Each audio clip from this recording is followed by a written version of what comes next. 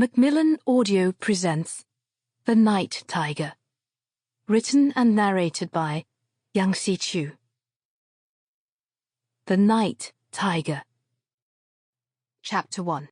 Kamunting, Malaya, May 1931. The old man is dying.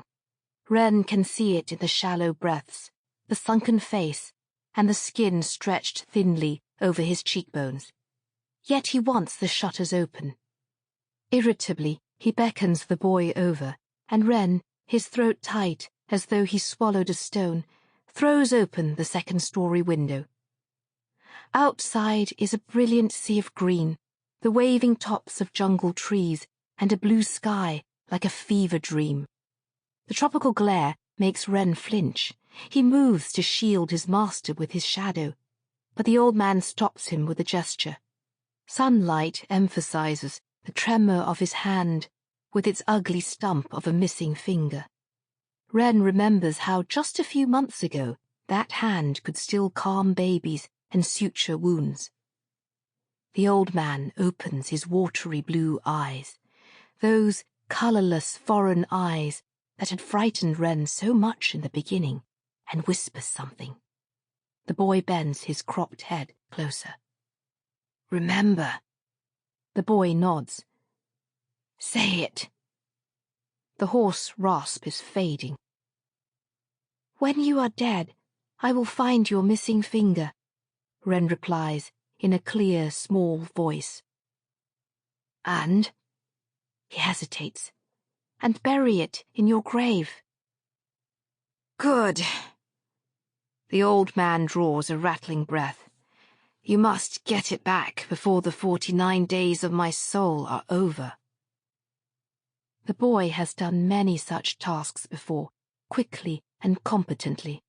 He'll manage, even as his narrow shoulders convulse. "Don't cry, Ren." At times like this, the boy looks far younger than his years. The old man is sorry. He wishes he could do it himself, but he's exhausted. Instead, he turns his face to the wall. Chapter 2. Ipoh, Malaya, Wednesday, June 3rd. 44 is an unlucky number for Chinese. It sounds like die, definitely die, and as a result, the number 4 and all its iterations are to be avoided. On that ill-fated day in June, I'd been working at my secret part-time job at the Mayflower Dance Hall in Ipoh for exactly 44 days.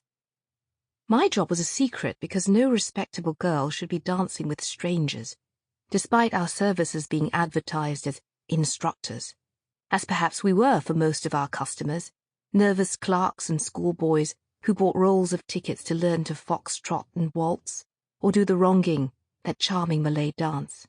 The rest were buaya, or crocodiles as we called them, toothy smilers whose wandering hands were only deterred by a sharp pinch.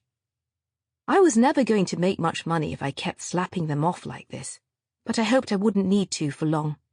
It was to pay a debt of $40 million that my mother had incurred at a ruinously high interest rate. My real day job as a dressmaker's apprentice wasn't enough to repay the money, and my poor foolish mother couldn't possibly come up with it by herself. She'd no luck at gambling. If she'd only left statistics to me, things might have turned out better, as I'm generally good at numbers. I say this, but without much pride. It's a skill that hasn't been very useful to me. If I were a boy, it would be a different matter, but my delight in working out probabilities when I was 7 years old was of no help to my mother, who'd just been widowed at the time. In the sad vacuum of my father's passing, I spent hours penciling numbers on scraps of paper. They were sensible and orderly, unlike the chaos our household had descended into. Despite that, my mother kept her sweet, vague smile, the one that made her look like the goddess of mercy, though she was probably worrying what we'd eat for dinner. I loved her fiercely, though more about that later. The first thing the dance hall mama told me to do when I was hired was to cut my hair.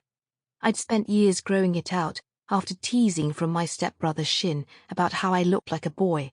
Those 2 long braids, neatly tied with ribbons, just as they'd been all the years I'd attended the Anglo-Chinese girls' school, were a sweet symbol of femininity.